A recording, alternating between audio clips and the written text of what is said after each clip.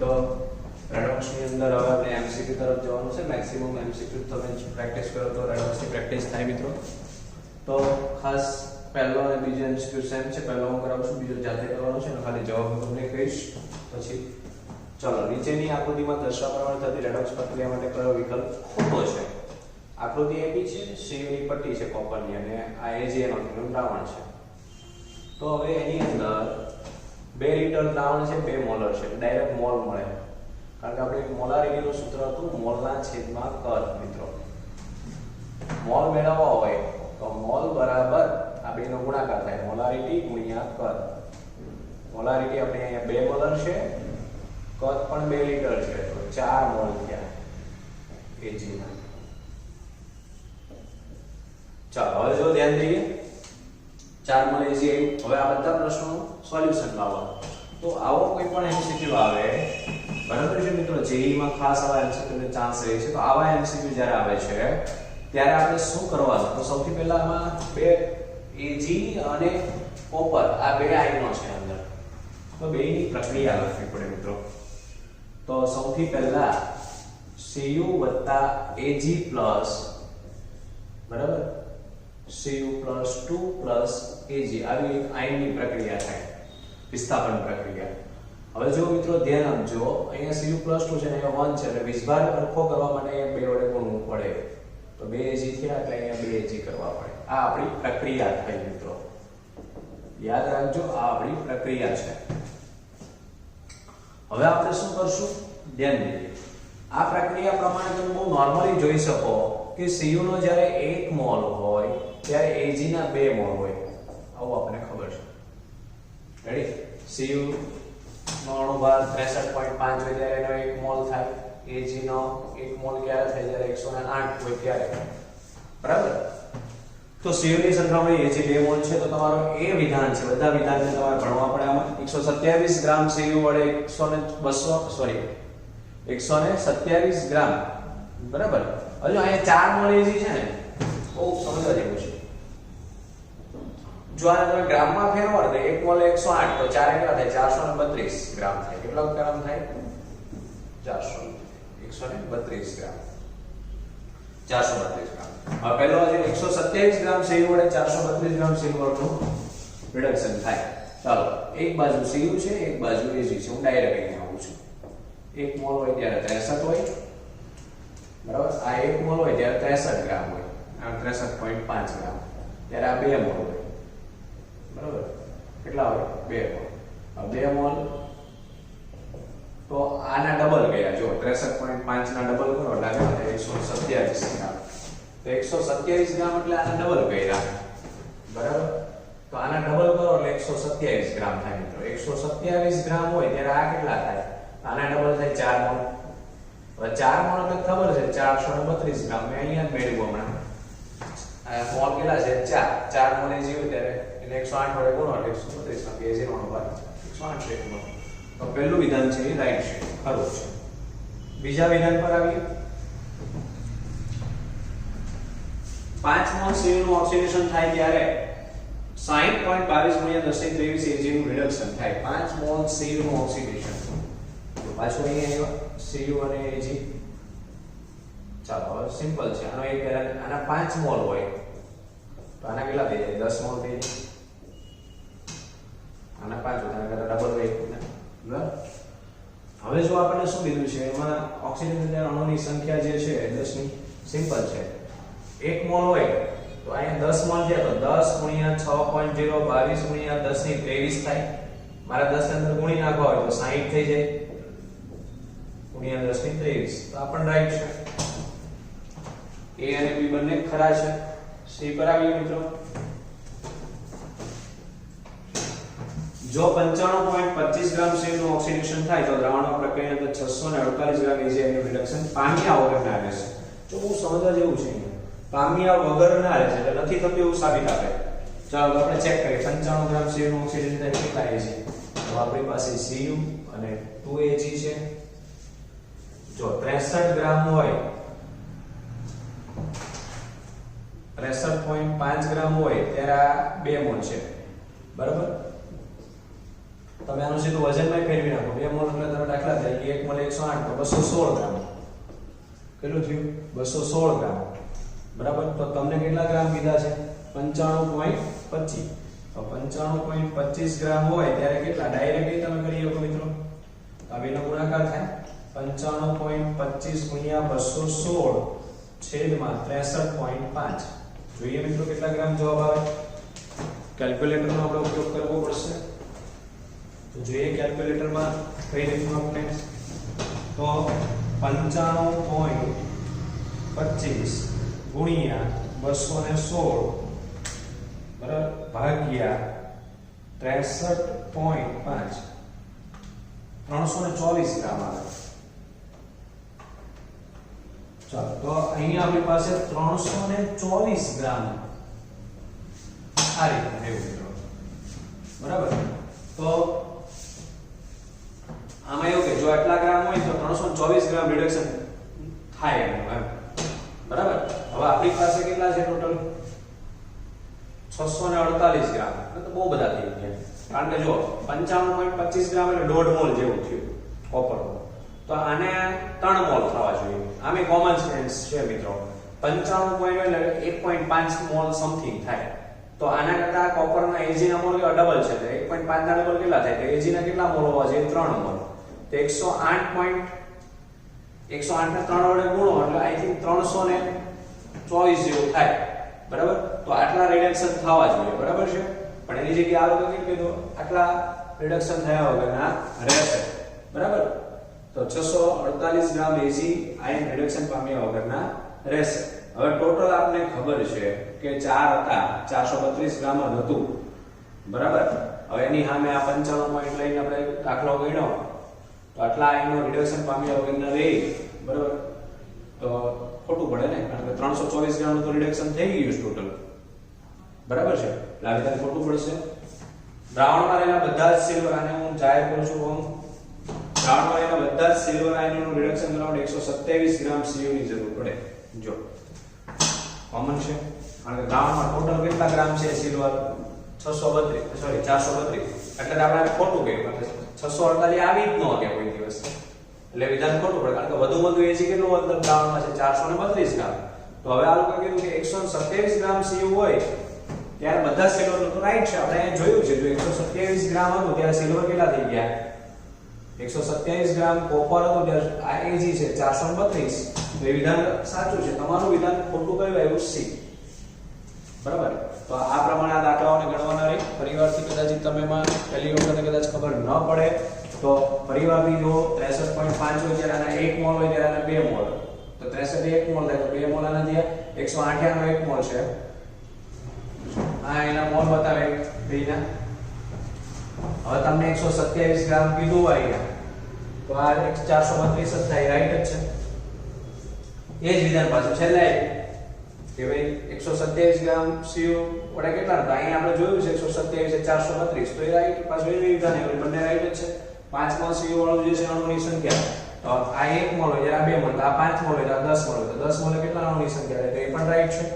હવે એમને એમ કીધું કે એટલાનું રિડક્શન થાય આપણે જોઈએ 324. જ્યારે તમારી 95 હોય છે 3 મોલ ડોટ ત્યારે 3. તો એ એમ કે 648 બાકી રહી ગયા. 648 ગ્રામ છે જ નહીં સિલ્વર દ્રાવણમાં. તો બાકી ક્યાંથી રહેવાના? એટલે એ વિધાન ખોટું આવે. હવે આપણી પાસે કારણ કે વધુ 432 ગ્રામ દ્રાવણમાં સિલ્વર છે અને અહીંયા તમને 648 છે એટલે ત્યાંથી વિધાન આપણું રોંગ થઈ જાય. બરાબર મિત્રો. તો આ પ્રમાણે પહેલો બીજો જાતે કરવાનો રહેશે. બરાબર છે. આ બીજો દાખલો છે સેમ આ રીતનો છે અને જવાબ પણ C આવશે. હું અત્યારથી કહી દઉં છું. તમારે બીજા બધા વિધાનો ચેક કરવાના રહેશે. બરાબર. એની પ્રક્રિયા પણ તમારે લખવી પડશે કારણ કે એની પ્રક્રિયા તમને આવડતી હોય તો જ થાય ને. કારણ કે આપણી પાસે અહીંયા એલ્યુમિનિયમ અને Ag છે. એલ્યુમિનિયમ અને Ag હોય બરાબર. તેની પ્રક્રિયા હું અહીંયા લખું છું, ધ્યાન દઈએ. Aluminium plus Ag plus L+3 plus Ag. તો હવે આપણને ખબર પડી જાય 3 વીજભાર છે એટલે અહીંયા વીજભાર કરવા માટે 3 વડે ગુણવું પડે. તો અહીંયા 3 કરવા પડે. તો આ તમારી પ્રક્રિયા થશે. આ પ્રક્રિયા પ્રમાણે ચાલવું પડે. અને મોલ શોધવો હોય તો મેં હમણાં શીખવાડ્યું. આવીનો ગુણાકાર થાય. મોલારિટી ગુણ્યા કદ. મોલારિટી આપણી 2 છે, કદ 5 છે એટલે આપણા મોલ થયા 10. 10 મોલ તમારો Ag થાય.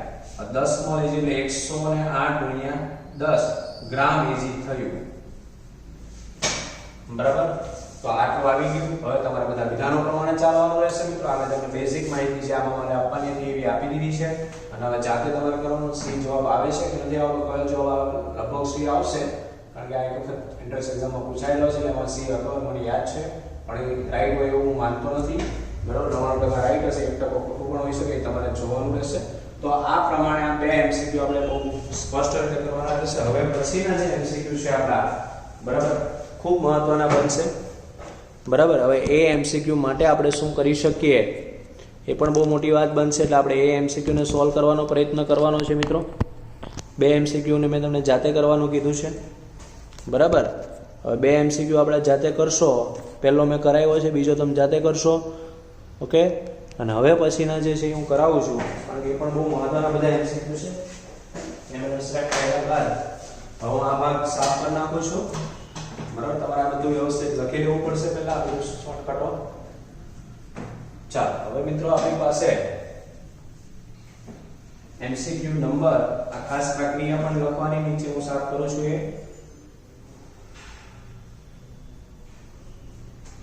ચાલો, તો આપણી પાસે અત્યારે, બરાબર મિત્રો, આ છઠ્ઠા નંબરનો એમસીક્યુ હતો અને આપણા ડી સુધીના વિધાનો, અહીંયા સુધીનું જે છે આ 4 વિધાનો સુધી હું સાફ કરું છું. તમારે જ્યારે સ્ટોપ કરીને પણ રકમ લખી શકો છો. બરાબર. ચાલો, તો બે એમસીક્યુ ની આપણે રકમ સાફ કરી દીધી છે, જેથી કરીને બાકીના 4 એમસીક્યુ આપણે કરી શકીએ. ચાલો, તો હવે જે આપણી પરિસ્થિતિ છે એના પર આપણે આગળ વધીએ. ત્રીજા નંબરના એમસીક્યુ માં જોઈએ શું કરવાનું આવશે મિત્રો. ચાલો, ત્રીજા નંબરનો છે કેટલા મોલ ઇલેક્ટ્રોનનો ઉમેરો થાય ત્યારે 2.5 મોલ, કેટલા મોલ ઇલેક્ટ્રોન ઉમેરવાના કે જેથી કરીને 2.5 મોલ Cr2O7 નું Cr+3 માં રૂપાંતર, Cr2O7 -2 નું Cr+3 માં રૂપાંતર કરવા માટે. તો સૌથી પહેલા આવા દાખલામાં મોલ તમે જે જો મિત્રો એક વસ્તુ તમારે રેડોક્સ પ્રક્રિયા સંતુલન, આખી પ્રક્રિયા બધા સ્ટેપ 6 કે 5 સ્ટેપમાં તમારે પૂરી કરવાની, બેલેન્સ કરવાનું, ઓક્સિડેશન આંગના ફેરફાર પહેલા કરવાના, અર્ધ પ્રક્રિયા દ્વારા બી કરી લેવું. આખી પ્રક્રિયા કોઈ જગ્યાએ પૂછાવાની, તમને એમાંથી વચ્ચે ટુકડા કરી કરીને જે અત્યારે હું એમસીક્યુ કરું ને એ લેવલના એમસીક્યુ બનશે, એવી રીતે પૂછાશે. તો એને આપણે સોલ્વ કરો. જો મિત્રો, સૌથી પહેલા પહેલું સ્ટેપ આપણું જે ઓક્સિડેશન આંકનું હતું એ જોઈએ. તો આનો Cr નો ઓક્સિડેશન આંક જોઈએ. આનો Cr નો ઉપર +3 છે તો +3 પહેલા હું લખી દઉં. ચાલો, 7 × 14, 14 માંથી 2 જાય તો 12, 12 ને 2 વડે ભાગો એટલે 6 થયા. ચાલો, પહેલું સ્ટેપ હતું આવું. હવે બેલેન્સ કરવા પડવાનું. Cr 2 છે, અહીંયા 1 છે, મારે અહીંયા 2 કરવા પડશે. તો હું અહીંયા 2 કરીશ એટલે ઓલરેડી અહીંયા મારે 2 કરવા પડે એટલે +6 થાય. બહુ સમજવા જેવું છે. અહીંયા 1 Cr ના હતા એટલે 2 Cr ના કેટલા થઈ જાય? +12. રેડી? કારણ કે આ 1 Cr માટે હતું અને આ કેટલા Cr માટે છે? 2 Cr માટે. બરાબર? તો કહેવાનું એ છે બે વચ્ચેનો ડિફરન્ટ કેટલો આવ્યો? 6 નો અને 6 ઇલેક્ટ્રોનનો ડિફરન્ટ આવ્યો. હવે તમારી પાસે કેટલા મોલ છે? રકમમાં જો 2.5 મોલ. એને વડે ગુણી નાખો. ગુણ્યા 2.5 મોલ. તો 2.5 ગુણ્યા 6. તો 6 2 12 ને પાછા 3 અડધા એટલે 15 મોલ થાય મિત્રો. જવાબ તમારો. જો કેવી રીતે હું જવાબ લાવ્યો એ બહુ મહત્વની વસ્તુ છે મિત્રો. શોર્ટકટ રીતે આ રીતે ડાયરેક્ટ રકમમાંથી જવાબ લાવવાનો હોય. આગળ વધીએ 4 મોલ Cr2O7 નું સેમ આ સિસ્ટમ. હું બહુ લાંબો સમય આ બધું ફરીવારથી નથી લખતો. મારે આ જે સિસ્ટમ છે એ હું પછી લઉં છું કે મને ખબર છે કે તોય ચાલો લખી દઉં. Cr2O7 -2 માંથી 2Cr+3 હું ડાયરેક્ટ લખું છું. અહીંયા 12 છે, ઉપર લખ્યું છે એટલે ડાયરેક્ટ લખું છું. અહીંયા 6 છે. બે વચ્ચેનો ડિફરન્ટ જે છે એ 6 ઇલેક્ટ્રોન નો હતો ગુણ્યા તમારે 4 મોલ છે. બરાબર? જ્યારે ઓલામાં 2.5 મોલ હતા અને 2.5 મોલ વડે ગુણીને 15 આવે છે તો 24 એટલે 40 મોલ થયું ઇલેક્ટ્રોન. ચાલો, હવે 40 મોલ ઇલેક્ટ્રોન થયા. તો આટલા ઇલેક્ટ્રોનની સંખ્યા દ્વારા સૈદ્ધાંતિક રીતે Fe+2 નું Fe+3 માં રૂપાંતર. તો Fe+2 માંથી Fe+3 ઇલેક્ટ્રોન. બહુ ઈઝી છે. તમને એવું કહેવામાં આવે અહીંયા 1 મોલનો ડિફરન્સ છે. તો કઈ બહુ છે નહીં, કારણ કે આ 1 ગુણ્યા તમારા જેટલા મોલ હોય એટલા લખવાના હોય 24 મોલ, તો તમારી પાસે અહીંયા આવશે જવાબ 24 જ તે. જો અહીંયા 2 હોત તો અહીં 2 વડે ગુણવું પડે, તમારો જવાબ 24 આવશે. મિત્રો દાખલાઓ ખૂબ ઈઝી હોય છે, ખાલી આપણી ગણવાની પદ્ધતિ પર ડિપેન્ડ રહી છે. ચાલો બીજું આગળ 5 નંબર પર 7.5 મોલ ઇલેક્ટ્રોનનો MnO4 માં ઉમેરો થવાથી, જો ઇલેક્ટ્રોન પેલા મોલ ઉમેરી દેતા છે ઇલેક્ટ્રોનના, તો MnO4 નું MnO4 માઈનસ નું Mn+2 આવું છે આપણી પાસે. મિત્રો આમનો ઓક્સિડેશન અંક 4 2 8 8 માંથી 1 જશે તો 7 થશે. ડાયરેક્ટ ઓક્સિડેશન અંક ગણતા આવડે એવો પ્રયત્ન કરવાનો મિત્રો. ઉપર +2 છે એટલે નીચે અહીંયા 20 બાર એનો ઓક્સિડેશન અંક થાય. બેનો ડિફરન્ટ જે છે એ 5 થશે. 5 ઇલેક્ટ્રોનનો ડિફરન્ટ છે. હવે પરીક્ષામાં તમને 5 ઇલેક્ટ્રોનનો ડિફરન્ટ છે, પણ તમને શું કહેવામાં આવ્યું છે, જ્યારે આ 1 મોલ હોય ત્યારે આ 1 મોલ બને ત્યારે આ 5 ઇલેક્ટ્રોનનો ડિફરન્ટ બને છે, બરાબર? તો લખી શકાય જ્યારે 1 મોલ Mn+2 બને ત્યારે 5 ઇલેક્ટ્રોન થાય, બરાબર છે? ધ્યાન દઈએ 5 મોલ ઇલેક્ટ્રોનની જરૂર પડે. હવે આપણી પાસે કેટલા છે મોલ, બરાબર? હવે જો આપણી પાસે હા રાઈટ છે, અહીં આપણી પાસે 5 મોલ થયા, તો 7.5 મોલનો ઇલેક્ટ્રોન હોય ત્યારે કેટલા? તો આપણે આને ઊંધું વિચારવાનું. 5 મોલે કેટલા છે? 5 મોલે 1 મોલ નું રૂપાંતર થયું, તો 7.5 મોલ અહીં ઇલેક્ટ્રોન છે મિત્રો. શબ્દ જો 7.5 મોલ ઇલેક્ટ્રોન. ઇલેક્ટ્રોન હોય ત્યારે આ કેટલા થાય? તો આનો ગુણાકાર થશે. તો ગુણાકાર કંઈક આ રીતનો થશે કે 7.5 ગુણ્યા 1, 7.5 ગુણ્યા 1 છેદમાં 5, તો આનો જવાબ 1.5 આવશે. 1.5 છે, ઓકે રાઈટ, સી ઓપ્શન. અને મિત્રો હવે છઠ્ઠો MCQ આપણો ખૂબ મહત્વનો. ચાલો જો છઠ્ઠામાં એવું કહે છે 24 મોલ MnO4 નું Mn+2 માં રિડક્શન કરવા જરૂરી ઇલેક્ટ્રોનની સંખ્યા દ્વારા સૈદ્ધાંતિક રીતે કેટલા મોલ I- નું IO3 માઈનસ આયનમાં ઓક્સિડેશન પામશે. મિત્રો ધ્યાન દે 24 મોલ MnO4 નું Mn+2 માં રિડક્શન કરે છે પહેલા જેવું છે. MnO4 માઈનસ માંથી Mn+2 મિત્રો, તો ડિફરન્ટ આપણે ખબર છે આનો ઓક્સિડેશન અંક 7 હતો, આનો 2 છે ઉપર 20 બાર, 2 વચ્ચે 5 ઇલેક્ટ્રોનનો ડિફરન્ટ છે, ત્યારે આમનો 1 મોલ Mn+ બને 5 ઇલેક્ટ્રોન, બરાબર? અહીં આપણે 24 મોલ નું કીધું છે. રેડી? તો બહુ સમજવા જેવું છે. તો આપણી પાસે હવે તો આપણે ડાયરેક્ટ એવું કીધું 24 મોલ MnO4, એ ઇલેક્ટ્રોન નથી, તો સીધું જ તમે આમાં 5 ગુણ્યા 24 મોલ, 24 5 120 થશે. 120 મોલ.